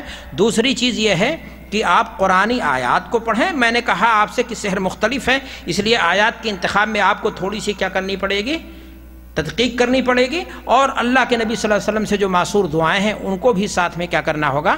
پڑھنا ہوگا۔ ایک اسٹیپ اور بھی بتانا چاہتا ہوں۔ آپ جانتے ہیں کہ محدثین کرام نے باقاعدہ طب نبوی کے نام سے کتابیں تالیف کی، ابن قیم رحمہ اللہ کی کتاب بڑی اچھی ہے۔ تو انسان کو جب سحر ہو جاتا ہے تو اس کو جسمانی طور سے بھی وہ کمزوری آ جاتی ہے، لاغر ہو جاتا ہے، مریض ہو جاتا ہے۔ تو شہد کا کھانا ہے، فلاں چیز ہے، فلاں چیز پینے کے بعد اس طرح کی چیزیں ہیں کہ جو طب نبوی میں جو اللہ کے رسول صلی اللہ علیہ وسلم نے اپنے لیے، اپنے صحابہ کے لیے منتخب کی ہیں، اس کو بھی پڑھنا چاہیے کہ کون سی بیماری کس قسم کا سحر ہے، اور اس اعتبار سے اس کے لیے وہ چیز استعمال کرنی چاہیے، اللہ کے حکم سے اسے کیا ہوگا؟ افاقہ ہو جائے گا، اور اللہ کے حکم سے اسے کیا ہو جائے گا؟ فائدہ ہو جائے گا۔ میرے بھائی اور دوستو، آگے بڑھتے ہیں اسی پر۔ ہمارے یہاں سماج اور معاشرے کے اندر دیکھنے میں ایک بات اور آتی ہے کہ کچھ لوگ دھاگوں میں گرہ مار کر کے، جس کو گنڈا کہتے ہیں آپ، مالا کہتے ہیں آپ، عربی زبان میں اس کو حرز کہہ لیجئے، دانے ہیں اس انداز سے، اور اس کو پہنتے ہیں۔ اور مقصد کیا ہے وہاں؟ کہ جن اور بھوت پریت کے سائے سے ہم کیا رہیں؟ محفوظ رہیں، یا بیماریاں، آفتیں، اس طرح کی چیزیں ہمارے اوپر حملہ آور نہ ہوں۔ اگر آپ گہرائی سے دیکھیں گے تو یہ عمل زمانے جاہلیت کا مشرکانہ عمل ہے۔ تعویذ ہو یا گنڈا ہو، مالا ہو یا دھاگا، اس طرح سے جو گرہیں مار کر کے پہنائی جاتی ہیں ہمارے سماج اور معاشرے کے اندر، یہ زمانے جاہلیت میں اسی قسم کا عمل تھا۔ انسانوں کے ساتھ بھی کرتے تھے، جانوروں کے ساتھ بھی کرتے تھے، اور مقصد وہاں یہی ہوتا تھا کہ یہ چیزیں وہ اسباب ہیں جن کی بنیاد پر یہ گویا کوچ سمجھتے تھے کہ اس کے پہننے کے بعد بیماری اس پر اٹیک نہیں کر سکے گی، جادو اس پر اثر نہیں کر سکے گا۔ جبکہ اسلام اور شریعت نے اذکار بتائے ہیں، ان تمام چیزوں کا کنڈم کر کے اذکار بتائے ہیں، صبح و شام کے، سوتے وقت، جاگتے وقت، اور گھر سے نکلتے وقت، اور وغیرہ وغیرہ۔ ان اذکار کو اگر آپ پڑھ لو گے تو انسان تمام حملوں سے، شیطانی وار سے اور شیطانی اثرات سے کیا ہو جاؤ گے؟ آپ محفوظ ہو جاؤ۔ یہ زمانے جاہلیت کا طریقہ تھا جو آج مسلمانوں میں کمزور عقیدہ قسم کے لوگوں میں پلٹ آیا ہے، اور اس طرح کی چیزیں، دھاگا، گنڈا، اور اس کو مختلف بہانہ بنا کر کے کہ بیماری سے بچنے کے لیے، اور فلان سے ایسا کرنے کے لیے، اور فلان سے ہم نے ایسا کرنے کے لیے ہم نے کیا ہے۔ جبکہ میرے بھائی اور دوستو، جب شریعت کا آپ مطالعہ کریں گے، دین کا آپ مطالعہ کریں گے، قرآن کو آپ پڑھیں گے، رسول کی حدیث کو آپ پڑھیں گے، تو پتہ یہ چلے گا کہ یہ گنڈا اور مالا، یہ جو دھاگا گانٹھ مار مار کر کے، اس میں گرہ مار کر کے، پڑھ کر کے جادو کے کلمات، شعبدہ بازی، طلسماتی کلمات کو دم کیا جاتا ہے، یہ بھی جادو کے قبیل سے ہے۔ اللہ تعالیٰ نے قرآن میں ارشاد فرمایا ہے وَمِن شَرِّ النَّفَّاثَاتِ فِي الْعُقَدِ، اللہ تعالیٰ ہمیں ان جادوگرنیوں کے شر سے بھی محفوظ رکھے جو جادو کے ذریعہ دھاگوں میں کیا کرتی ہیں؟ گرہ لگا، چاہے لگانے والی عورت ہو چاہے مرد ہو، عام طور سے یہ عورتیں لگاتی تھیں، اس ناطے ان کا کیا ہے؟ تذکرہ ہے۔ تو میرے بھائیو، اللہ کے رسول صلی اللہ علیہ وسلم نے اس کو کیا کہا ہے؟ یہ جادو کے قبیل سے ہے، اور ایسا کوئی بھی چیز یہ بطور علاج نہ دنیا میں دیکھا گیا ہے، نہ یہ چیز ہے۔ اگر کوئی کہتا ہے کہ ہم بطور علاج اس کو پہنتے ہیں تو غلط ہے۔ حضرت ابو ہریرہ رضی اللہ تعالیٰ عنہ کی حدیث ہے، حضرت رسول اکرم صلی اللہ علیہ وسلم کی حدیث، ابو ہریرہ رضی اللہ تعالیٰ عنہ فرماتے ہیں کہ اللہ کے نبی صلی اللہ علیہ وسلم نے فرمایا من عقد عقدۃ ثم نفث فیہا فقد سحر ومن سحر فقد اشرک، جس نے کسی چیز میں دھاگا لگا کر کے، کسی دھاگے میں گرہ لگا کر کے گانٹھ مارا، اور اس میں پھونک مار کر کے اس میں کیا کر دیا؟ گانٹھ لگا دیا، اس نے جادو کیا۔ اور جس نے جادو کیا اس نے کیا کیا؟ شرک کیا۔ تو یہ کیا ہو؟ یہ مشرکانہ عمل ہے، یہ شیطانی عمل ہے یا مشرکانہ عمل ہے۔ ایک مسلمان ایسا کام نہ کر سکتا، نہ پہن سکتا، نہ ایسا کر کے کسی کو گانٹھ مار کر کے دھاگے میں گرہیں لگا کر کے کسی کو دے گا۔ ایسے سارے اعمال کیا ہیں؟ جادو کے قبیل سے ہیں، اور اس سے ایک مسلمان کو کیا کرنا چاہیے؟ بچنا چاہیے۔ صحابی رسول ہیں، وہ دیکھتے ہیں ایک انسان کو کہ اس کے ہاتھ میں دھاگا ہے۔ کہا یہ کیا ہے؟ کہا یہ واہنا، یہ فلاں بیماری سے بچنے کے لیے یہ دھاگا ہے۔ وہ کہتے ہیں انزعھا فإنھا لا یزیدک الا وہنا، اس لیے کہ یہ تمہیں توہمات میں اور ڈال دے گا، فائدہ تمہارا کچھ ہونے والا اس سے نہیں ہے، تم کو اور بھی وہم کی دنیا میں، توہمات میں ڈھکیل دے گا۔ اور وہ اس کا یہ کہہ رہے ہیں، اور کہہ رہے ہیں آگے قرآن مجید کی آیت کریمہ سنا رہے ہیں کہ وَمَا يُؤْمِنُ أَكْثَرُهُمْ بِاللَّهِ إِلَّا وَهُمْ مُشْرِكُونَ، کہ لوگ اکثر اسلام لاتے ہوئے بھی مشرک ہوں گے، کہ اس لیے کہ ان کا عقیدہ اور ایمان اس طرح ہوگا، وہ گنڈے ڈنڈے اور اس طرح دھاگے مالے اور جو ہے کیا نام ہے پلیتے پہنے ہوں گے، اور اس پر ان کا ایمان اور بھروسہ ہوگا کہ آفات اور مصیبتوں سے ہمیں کیا کر دیتے ہیں؟ روک دیتے ہیں۔ جبکہ آفات اور مصیبتوں سے روکنے والی ذات کیا ہے؟ اللہ تبارک و تعالیٰ کی۔ ان چیزوں کے اندر کوئی طاقت نہیں ہے، اللہ کے حکم سے کے بغیر یہ چیزیں، کوئی چیز آپ کو فائدہ نہیں دے سکتی ہیں۔ تو آپ نے ذرا دیکھا کہ انہوں نے کہا کہ ایمان لاتے ہوئے بھی اللہ کی ذات پر لوگ کیا ہوں گے؟ شرک کی حالت میں مریں گے، وہ مشرک ہوں گے اس لیے کہ وہ ایسے کام انجام دے رہے ہوں گے۔ حضرت زینب رضی اللہ تعالی عنہا عبداللہ بن مسعود رضی اللہ تعالی عنہ کی اہلیہ ہیں۔ زینب رضی اللہ تعالی عنہ کہتے ہیں کہ عبداللہ بن مسعود کی عادت یہ تھی کہ وہ جب بھی گھر میں آتے تھے تو کھانستے تھے، نوک کرتے تھے دروازہ، تاکہ، اور یہ ہونا بھی چاہیے ادب، وہ کہتی ہیں تاکہ ہم سنبھل جائیں، کہیں ایسی کوئی چیز ناگوار وہ نہ دیکھنے جو ان کو ناپسند آ جائے، تو ایسا وہ اس لیے کرتے تھے۔ ایک مرتبہ انہوں نے ایسا کیا اور گھر میں آئے، ہمارے پاس آ کر کے بغل میں بیٹھ گئے، تو انہوں نے کیا دیکھا کہ ہم نے ایک دھاگا پہن رکھا ہے اور اس میں گانٹھ لگی ہوئی ہے۔ تو کہا یہ کیا ہے؟ کہا واہنا، بیماری سے بچنے کے لیے، فلاں بیماری سے بچنے کے لیے ہم نے اس کو پہن رکھا ہے۔ ایک عورت گھر میں بیٹھی تھی، میں نے اس کو چارپائی کے نیچے کیا کر دیا، عورتیں بڑی چالاک ہوتی ہیں، چارپائی کے نیچے دھڑاک سے ان کو کیا کر دیا، انہوں نے چھپا دیا۔ حضرت عبداللہ بن مسعود رضی اللہ تعالیٰ عنہ نے ہاتھ بڑھایا اور اس دھاگے کو توڑ کر کے پھینک دیا، کہا انزیہا، اس کو نکالو اسی وقت۔ عبداللہ کا گھر شرک سے کیا ہے؟ بری ہے۔ حضرت عبداللہ ابن مسعود نے اس دھاگے کو، اس کے پہننے کو مشرکانہ عمل قرار دیا، شرکیہ عمل قرار دیا یا نہیں؟ اور ذرا بھی توقف کیا، اس کو توڑ دیا۔ یہ ہے اعتماد اللہ کی ذات پر، اور یہ ہے خرافات سے اپنے آپ کو بچانے کا، اپنے گھر کو بچانے کا طریقہ، کہ انہوں نے فوراً بی بی کے گردن سے اس چیز کو نکال کر کے، توڑ کر کے کیا کر دیا، پھینک دیا۔ میرے بھائی اور دوستو، افسوس کی بات ہے آج ہمارے سماج اور معاشرے کے اندر ایک چیز نہیں، ہزاروں چیزیں ہیں جو خرافات کے نام پر پائی جاتی ہیں۔ کچھ لوگ جو ہے پیتل کی منری، لوہے کی منری پہنے رہتے ہیں، رنگ، اور وہ جب اس کو پہنے رکھتے ہیں، ان کو کہہ دو نکال دو اس کو، تو وہ نکالنے کو تیار نہیں ہو، ہاں بالکل نہیں۔ کیا ہوا؟ ابھی مصیبت آ جائے گی، اور اگر ایسا عقیدہ ہے تو یہ شرک اکبر تک پہنچ جائے گا، اس لیے کہ وہ سمجھتا ہے کہ اس کے نکلتے ہی بیماری اس پر کیا ہو جائے گی، آسیبی کیفیات اس پر کیا ہو جائیں گی، ٹوٹ پڑیں گے۔ اللہ کے نبی جناب محمد رسول اللہ صلی اللہ علیہ وسلم کی حدیث ہے، اللہ کے رسول صلی اللہ علیہ وسلم کے صحابی کہتے ہیں کہ ہم نے دیکھا ایک انسان کو رنگ پہنے ہوئے تھا، تو اللہ کے رسول صلی اللہ علیہ وسلم نے اس کو کہا نکالو، اور اگر نہیں نکالتے ہو تو تم کو اس سے فائدہ کچھ ہونے والا نہیں ہے۔ تو آپ ذرا دیکھیں کہ اللہ کے نبی صلی اللہ علیہ وسلم اس طرح کی چیزوں کا کیا کر رہے ہیں، انکار کر رہے ہیں۔ افسوس کی بات ہے کہ ایک مسلمان جس کا عقیدہ اللہ کی ذات پر، جس کا عقیدہ ہے کہ نفع نقصان کا مالک کون ہے، اللہ تبارک و تعالیٰ، بیماری اس کے حکم سے آتی ہے، شفا بھی اسی کے حکم سے ملتی ہے۔ آج انسان تو انسان، آج انسانوں نے جانوروں کو بھی نہیں بخشا، جانوروں کو بھی نہیں بخشا۔ جی ہاں، آپ دیکھیں جانوروں کو، آج ہمارے یہاں کچھوے کا کھوپڑا، کس کا دھاگا اور کس کا گنڈا، اور نہ معلوم کیا کیا چیزیں ہم لوگ پہنائے رہتے ہیں۔ یہ سارے اعمال اگر آپ دیکھیں گے تو زمانے جاہلیت کے ہیں۔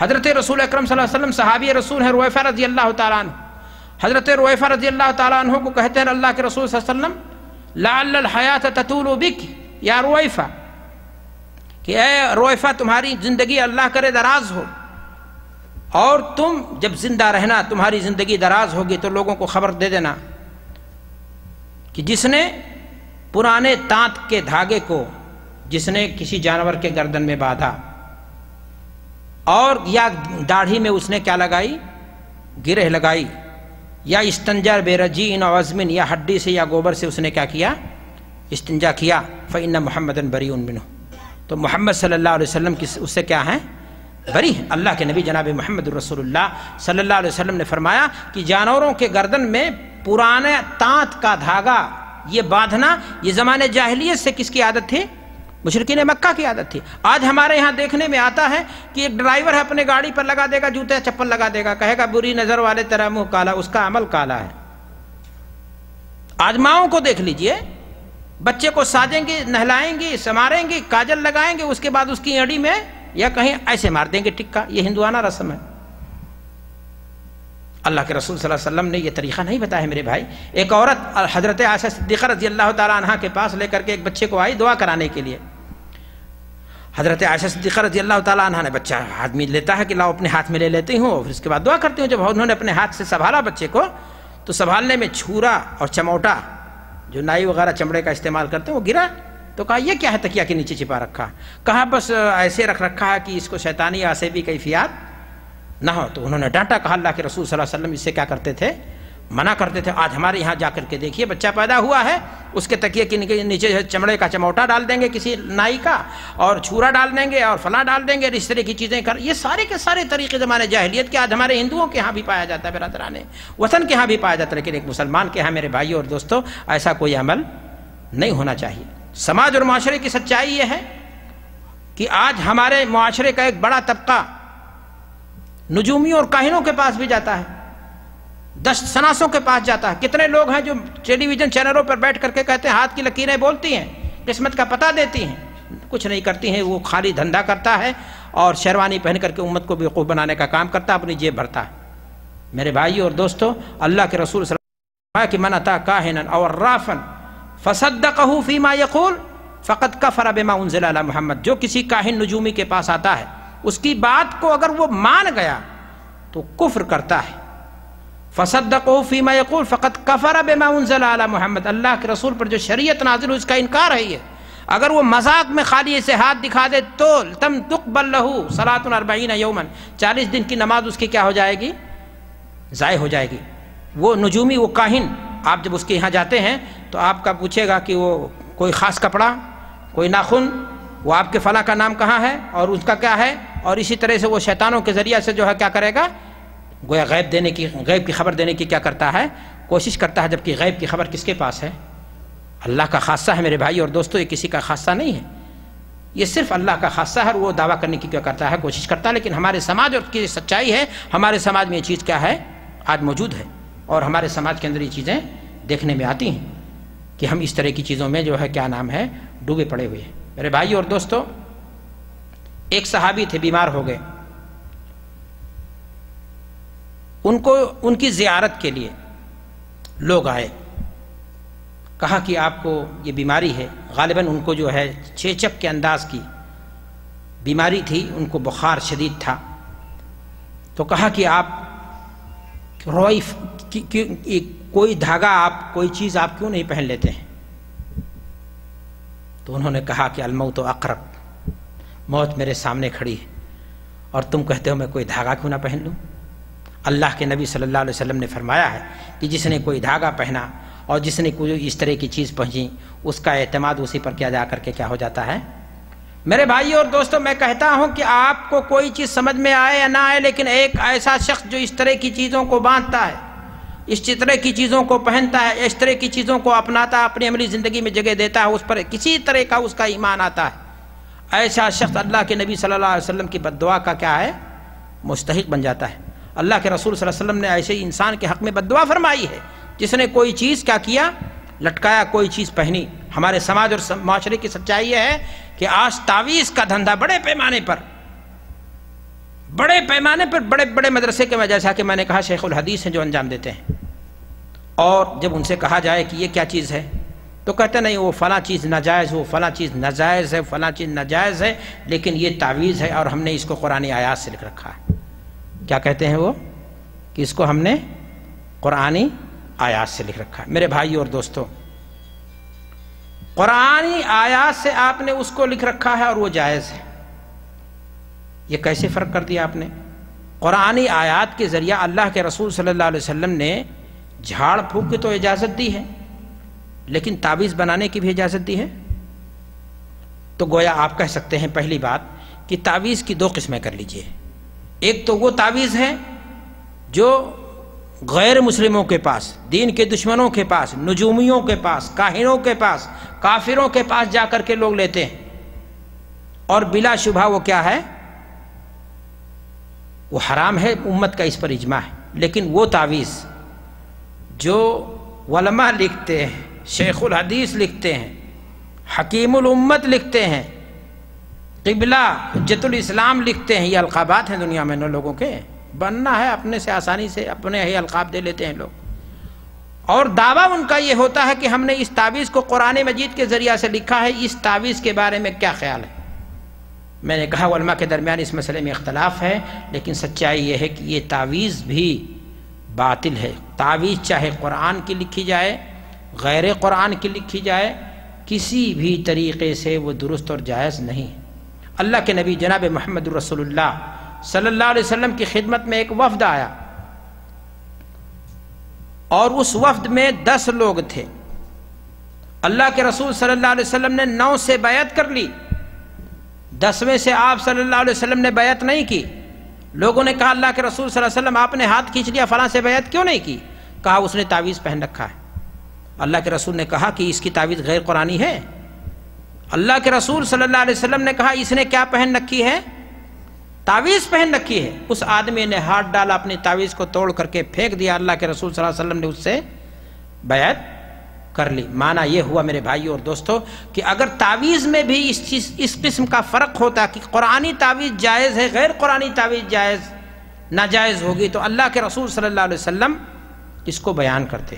اللہ کے رسول صلی اللہ علیہ وسلم نے کہا کہ اس نے تعویذ پہن رکھی ہے، یہ نہیں کہا کہ اس نے غیر قرآنی تعویذ پہن رکھی ہے.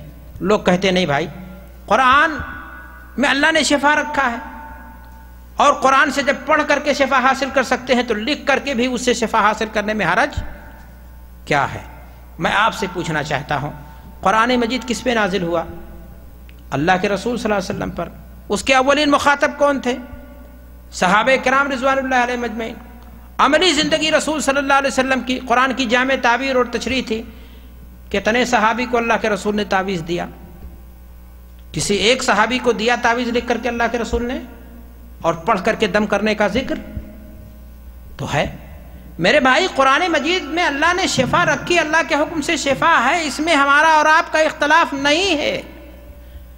دوا میں شفا اللہ کے حکم سے ہے، لیکن دوائیں مختلف قسم کی ہوتی ہیں. کچھ دوائیں ہیں جو کھائی جاتی ہیں اور کچھ دوائیں ہیں جو لگائی جاتی ہیں. اگر بام کو کھا لیا جائے تو الٹا نتیجہ ہوگا یا نہیں ہوگا؟ موت طاری ہوگی یا نہیں؟ آئی ڈیکس جو چوٹ کے تکلیف میں کام کرتے ہیں لگانے کے، اگر اس کو ہم کھا لیں تو پھر کیا ہوگا؟ تو دوا ڈاکٹر کے مشورے سے کھائیں گے آپ. اور قرآن مجید میں اللہ نے شفا رکھی اس کی آیات میں، اور وہ شفا اپنی مرضی سے حاصل کریں گے یا اللہ کے رسول صلی اللہ علیہ وسلم کے بتائے ہوئے طریقے سے حاصل کریں گے؟ اور اللہ کے رسول صلی اللہ علیہ وسلم نے اس میں اسے طریقہ شفا حاصل کرنے کا کیا بتایا؟ بطون کتب احادیث میں کوئی ایک نسخہ تو دکھاؤ، کوئی ایک لکیر دکھاؤ جہاں تعویذ کا نقشہ بنایا گیا ہو. یہ تو لوگوں نے بازار چمکانے کے لیے نقوش سلیمانی اور پتہ نہیں کیا کفری رعایت شرکیہ کیا کیا بنا رکھا، اور پورے قرآن کو انہوں نے کیا کر دیا ہے؟ نقشے میں بدل دیا. کہتے ہیں الفاظ نہیں لکھ رہے ہیں، بے حرمتی ہو جا رہی ہے، تو ہم تو اس کا نقش لکھ رہے ہیں. آپ یہ بتائیے کہ حروف قرآنی آیات کا بدل ہو سکتے ہیں؟ قرآنی آیات میں تاثیر ہے یا گنتیوں میں؟ کہتے نہیں دیکھو قرآن مجید میں شفا ہے. تو میں بھی تو کہتا ہوں کہ قرآن مجید میں شفا ہے، لیکن یہ بتاؤ شہد میں اللہ تعالیٰ نے قرآن مجید میں فرمایا کہ شفا ہے یا نہیں ہے؟ فیہ شفاء للناس. شہد کے بارے میں اللہ تعالیٰ نے قرآن مجید میں کیا فرمایا؟ کہ اللہ نے شہد میں کیا رکھا ہے؟ شفا رکھا ہے.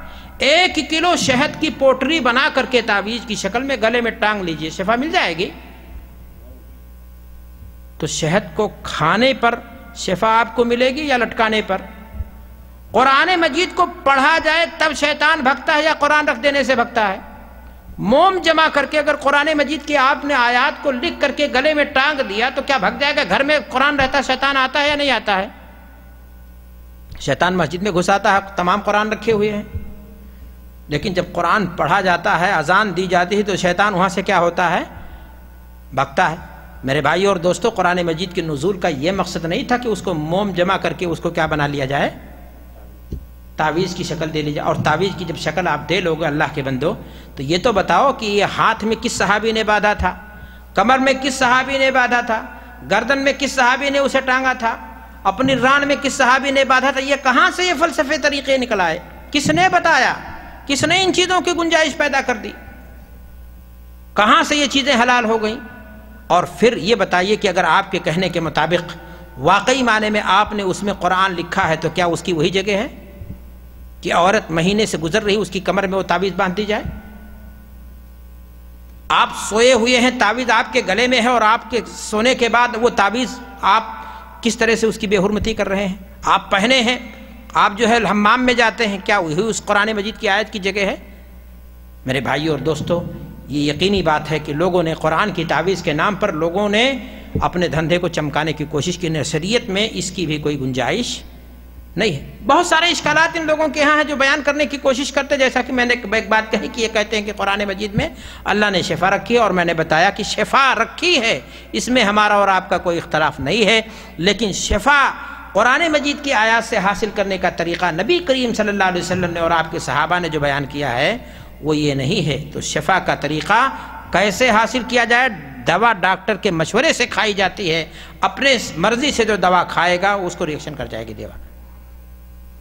دوسری بات کہتے نہیں ہم نے حدیث میں دلیل ڈھونڈ لی ہے، اور حدیث میں اس طرح کی دلیلیں موجود ہیں جس سے پتہ چلتا ہے کہ قرآنی آیات کی تعویذ درست ہے۔ کیا دلیل ہے؟ حضرت عبداللہ بن عمر رضی اللہ تعالی عنہ اپنے بچوں کے لیے تعویذ لکھتے تھے۔ میرے بھائیو اور دوستو، عمر بن شعیب عن ابیہ عن جدہ سے ایک روایت آتی ہے، اور اس کا مرفوع ٹکڑا علماء نے اس کو صحیح قرار دیا ہے کہ اللہ کے رسول صلی اللہ علیہ وسلم نے حدیث کے اندر یہ فرمایا، حدیث کیا پوری سنیں، کہ اگر کوئی شخص نیند کی حالت میں ڈر جائے، نیند کی حالت میں اگر کوئی شخص گھبرا اٹھے، ڈر جائے، تو وہ کیا کرے؟ تو وہ پڑھے اعوذ بکلمات اللہ التامات من غضبہ وعقابہ وشر عبادہ ومن ہمزات اللہ الشیطان وان یحضرون۔ اگر یہ پڑھے گا تو اس کا ڈر کیا ہو جائے گا؟ ختم ہو جائے گا۔ اتنا حدیث کا ٹکڑا مرفوع یعنی اللہ کے رسول کی حدیث ہے۔ آگے راوی یہ بیان کرتے ہیں جو ثابت نہیں ہے کہ عبداللہ بن عمر اپنے بڑے لڑکوں کو یہ دعا سکھاتے تھے، یاد کراتے تھے، اور جو چھوٹے بچے ہوتے تھے وہ تختی یا دفتی میں لکھ دیتے تھے تاکہ وہ بآسانی ان چیزوں کو کیا کر سکیں؟ یاد کر سکیں۔ ہمارے ان بزرگوں نے کہا کہ دیکھو عبداللہ بن عمر نے تو اپنے چھوٹے بچوں کے لیے لکھا نا، لیکن یہ نہیں بتاتے ہیں کہ دنیا میں کون انسان ہے جو تعویذ تختی پر لکھتا ہے۔ تعویذ تو کاغذ کے ٹکڑے پر لکھ کر کے مہم جمع کیا جاتا، تختی کو تو کوئی مہم جمع نہیں کرتا ہے۔ یعنی اگر مان بھی لیا جائے، حدیث صحیح ہے ہی نہیں یہ ٹکڑا کہ عبداللہ بن عمر رضی اللہ تعالیٰ عنہ ایسا کرتے تھے، اور اگر مان لیا جائے کہ ایسا کرتے تھے تو اس کی معقول توجیہ موجود ہے کہ حضرت عبداللہ بن عمر رضی اللہ تعالیٰ عنہ یہ کام اپنے بچوں کے آسانی کے لیے کرتے تھے تاکہ ہمارے بچے یہ دعا یاد کر لیں۔ دوسری بات اور غور کرنے کی ہے کہ یہ قرآنی آیت کہاں ہے میرے بھائی؟ یہ تو نبی صلی اللہ علیہ وسلم سے معصور کیا ہے؟ دعا ہے، اعوذ بکلمات اللہ التامات من غضبہ وعقابہ۔ اس سے یہ کہاں پتہ چل گیا کہ عبداللہ بن عمر قرآنی آیات کو تعویذ کی شکل میں لکھتے تھے اور اس کی آڑی ترچھے لکیریں بنا کر کے لکھتے تھے، 786/92 لکھتے تھے، فلان کرتے تھے، پورے قرآن کا نقشہ بناتے تھے، نقوش سلیمانی قرآن کے ساتھ چھاپتے تھے اس کو؟ یہ کہاں سے ثابت ہو گیا؟ اور سچائی یہ ہے معاشرے کی، میں آپ سے کہنا چاہتا ہوں، اگر گستاخی ہوگی، کسی کو تکلیف ہوگی تو میں معذرت چاہوں گا، کہ قرآنی تعویذ کے نام پر اگر حقیقت یہ ہے کہ بہت ساری تعویذوں کو دیکھا جائے تو سد باب کے طور پر بھی بند ہونا چاہیے۔ قرآنی تعویذ کے نام پر جو لوگ تعویذیں لکھتے ہیں، سچائی یہ ہے کہ 99% اس میں خرافات بکنے والے ہیں، وہ قرآن کی آیات لکھنے والے نہیں ہوتے ہیں۔ بہت بڑے حکیم الامت کے تعلق سے کہا جاتا ہے تعویذ کشتہ حیات، موت کو مات دینے والی تعویذ کسی نے لکھا تھا کسی کے لیے، اور اس کا بڑا کمال کے ساتھ ذکر کیا جاتا ہے کہ کوئی معتقدن تھی، کوئی عورت تھی، وہ بھی ہندو مسلمان نہیں، اس کا شوہر آیا حضرت کے پاس، کہا کہ میری اہلیہ کو بچہ پیدا ہوتا ہے، مر جاتا ہے، آپ کوئی تعویذ دے دیجئے کہ بعد تولد میرا بچہ سلامت رہے۔ اب آپ بتائیں موت سے لڑنے کے لیے کوئی تعویذ ہوتی ہے؟ حضرت فرما رہے ہیں کہ فلانے بزرگ نے تعویذ دی اس کو، اور اس نے بزرگ نے یہ کہا تھا کہ بچہ جب پیدا ہو جائے، ابھی تو عورت کو یہاں باندھو، بچہ جب پیدا ہو جائے تو اس کو فلاں جگہ باندھ دینا۔ بچہ پیدا ہوا، باندھا گیا ان کے حسب ارشاد، اور بچہ 17-16 سال کی عمر میں ہو گیا، اور ایک دن نہانے گیا تالاب میں، اس کے ساتھی تھے، منچلے تھے، کہا کیا باندھ رکھا ہے یار؟ ارے کہا مت چھوڑ، مت چھو اس کو، مت چھو، بڑا خطرناک معاملہ ہے یہ میری موت اور زندگی کا مسئلہ۔ ان لوگوں نے کہا یار تماشا مت کر، ادھر دیکھا کیا ہے۔ کھولا جب ان لوگوں نے تو اس میں لکھا تھا اڑائے بھونیسری ساون، اس کی ماں کا نام کیا تھا؟ بھونیسری۔ مولوی صاحب نے لکھا کیا تھا؟ اڑائے بھونیسری ساون، ساون مزہ نہ دے گا جو کیا مزہ نہ دے، گانے بنتے ہیں، اڑاوے بھونیسری ساون۔ اب آپ بتائیں ذرا کہ اس کلمے میں نہ تو یہ حدیث ہے، نہ قرآن ہے، نہ نبی کی معصور دعا ہے، کون سی تاثیر تھی اڑائے بھونیسری ساون کہ وہ پیدا بھی بچہ سلامت ہو رہا ہے، اور وہ بچہ اس تعویذ کی بدولت زندہ بھی بچ رہا ہے، موت بھی اس سے دور بھاگ رہی ہے۔ اور جب ان بچوں نے حماقت کی، کہا یہ جا رہا کہ جب ان لوگوں نے تعویذ کو کھول کر کے دیکھا اور دیکھا یہ الفاظ لکھے ہیں تو پھینک دیا، اور وہ گیا ندی اس تالاب میں نہانے کے لیے، اسی دن ڈوب کر کے کیا ہو گیا، وہ بڑے فخر سے بیان کیا جا رہا اپنے بزرگ کی کرامت کو کہ ان کی تعویذیں کتنی کارآمد ہوا کرتی تھی۔ یہ ہے تعویذ کا کمال۔ یہ بڑے بڑے شیخ الحدیثوں کی تعویذ کا حال ہے جو قرآن کے نام پر تعویذ کا دندہ کرتے ہیں۔ ہمارے معاشرے کے اندر ایسے لوگ بھی ہیں جو بڑی آسانی سے کہہ دیتے ہیں مولانا سوال یہ ہے کہ آپ کہتے ہیں کہ قرآن مجید کی تعویذ غلط ہے، لیکن ہم نے تو دیکھا فلاں کو بہت زبردست اس کو جیسے بھی کیفیت تھی، جنات اس کو پریشان کرتے تھے، ایسا تھا میاں اس کا پریشان فلاں یہ وہ، اور وہ تو مسئلہ حل ہو گیا۔ تو ہم یہ دیکھ رہے ہیں کہ اگر یہ تعویذیں غلط ہیں اور ان کا استعمال غلط ہے تو پھر فائدہ کیسے حاصل ہو جاتا ہے؟ ہمیں تو فائدہ حاصل ہو گیا، وہ فلاں کو بچہ ولاد مل گیا اور فلاں کو یہ چیز حاصل ہو گئی اور فلاں کو یہ چیز حاصل ہو گئی۔ آپ کہہ رہے ہیں یہ چیزیں غلط ہیں، اگر غلط ہیں تو پھر چیزیں مقصد کیسے حاصل ہو جاتا ہے؟ میرے بھائی اور دوستو، اصول فقہ کا ایک قاعدہ بیان کر دیتا ہوں، 2 منٹ اور لوں گا صاحب۔ اصول فقہ کا ایک قاعدہ بیان کر دیتا ہوں، الغایہ لا تبرر الاصول۔ مقصد کے حاصل ہو جانے سے وہ چیز صحیح ثابت ہو جائے کہ یہ چیز جو آپ کہہ رہے ہیں کہ میرا مقصد تو حاصل ہوگا، اس ناطے یہ چیز کیا ہے، درست ہے، یہ قاعدہ درست نہیں ہے میرے بھائی۔ اگر آپ یہی کہو گے تو ہندو اپنے دیوی دیوتاؤں کے اوپر جا کر کے وہ پتھر پر جا کر کے دودھ چڑھاتا ہے اور وہ کہتا ہمارا مقصد کیا ہو گیا، حاصل ہو گیا۔ وہ شیو کے لنگ کی جا کر کے پوجا کرتا ہے، اس کے ارد گرد اپنی جوان بیٹی کو جس کی کوکھ ہری نہیں ہوتی ہے، اس کا عقیدہ ہے کہ اگر وہ وہاں چکر کاٹے اس انداز سے، وہ ننگا بابا کے سامنے جا کر کے ہاتھ جوڑتی ہے، اس کی شرمگاہ پر دودھ چڑھاتی ہے یا کیا کرتی ہے، خرافات، اور وہ کہتی ہے کہ ہمارا مقصد کیا ہو گیا، حاصل ہو گیا۔ تو اس کا بھی اگر مقصد حاصل ہو جاتا تو وہ کہے کہ ہمارا دین ہمارا دھرم یہ درست ہے۔ سوال اس بات کا نہیں کہ آپ کا مقصد حاصل ہو گیا جو آپ چاہ رہے تھے، سوال یہ ہے کہ جو کام آپ کر رہے ہو کتاب کی کسوٹی پر، وہ معیار پر وہ صحیح ہے یا نہیں ہے۔ اللہ کے رسول صلی اللہ علیہ وسلم نے حدیثیں بیان کی ہیں، صحابہ نے اسے نقل کیا ہے۔ حدیث کی کس کتاب میں تعویذ کا کوئی نقشہ موجود ہے؟ لے دے کر کے عبداللہ بن عمر سے کہا جاتا ہے کہ اپنے بچوں کے لیے لکھ دیتے تھے تو اس کو کہا تعویذ بنا دیتے تھے، لکھتے دعا تھے، کہا گیا نہیں قرآنی آیات جائز ہو گئی۔ ڈوبنے والوں کو تنکے کا کیا ہوتا ہے، سہارا ہوتا ہے۔ میرے بھائیوں، بیماریاں تو اس وقت اور زیادہ تھی، اس وقت تو میڈیکل بھی نہیں تھا، اس وقت تو جو ہے کیا نام ہے، اتنا زیادہ جو ہے دنیا میں ہاسپٹلز نہیں تھے۔ تو اور اللہ کے رسول صلی اللہ علیہ وسلم نے اپنے صحابہ کے لیے جو نسخے تجویز کیے تھے، اس کو علماء دین نے طب نبوی کی شکل میں آج جو ہے کیا نام ہے، مختلف کتابیں ہمارے سامنے ہیں۔ کسی بھی کتاب کے اندر باقاعدہ ہر حدیث کی کتاب میں جو ہے طب نبوی کا ایک باب ہے، کسی بھی حدیث کی کتاب میں کوئی نقشہ موجود ہے تعویذ کا جو اللہ کے رسول صلی اللہ علیہ وسلم نے اپنے صحابہ کو سکھایا ہو؟ نہیں۔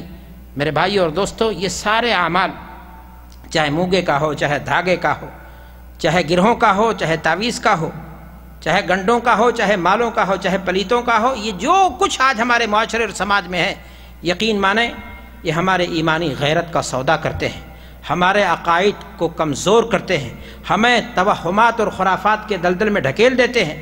ایک مسلمان کا عقیدہ اللہ کی ذات میں ہوتا ہے کہ نفع اور نقصان کا مالک کون ہے، اور ایک مسلمان کو اپنے عقیدے کی دولت کو انگوٹھی کے نگینے کی طرح صاف رکھنا چاہیے۔ موت اور زندگی کا ایک وقت متعین ہے، بیماری سے اگر شفا اللہ کی مرضی ہوگی تو حاصل ہوگی، ہمیں جائز طریقے سے علاج حاصل کے لیے کوشش کرنے میں کوئی حرج کی بات نہیں ہے، لیکن میرے بھائیوں، ہم بیماری سے شفا پا جائیں، چاہے جیسے پا جائیں، چاہے اپنے عقیدے کا سودا ہو جائے، یہ بہت بڑی محرومی ہے۔ اللہ تعالی ہمارے عقائد کی حفاظت فرمائے اور ہمارے ایمان کو محفوظ رکھے اور ہمیں ایسی بیماری میں نہ مبتلا کرے جہاں ہم ایسی آزمائش میں مبتلا ہو جائیں۔ رب کریم ہم میں سے جو بیمار ہیں ان کو شفا دے دے، ہم میں سے جن کے عقائد کمزور ہیں رب کریم تو انہیں توبے کی توفیق دے، اپنے عقائد کی اصلاح، ہم سب کو اپنے عقائد کی اصلاح کی توفیق دے۔ اللہ العالمین ہمیں مضبوطی کے ساتھ ایمان پر قائم و دائم رکھ۔ وآخر دعوانا الحمدللہ رب العالمین، والسلام علیکم ورحمۃ اللہ وبرکاتہ۔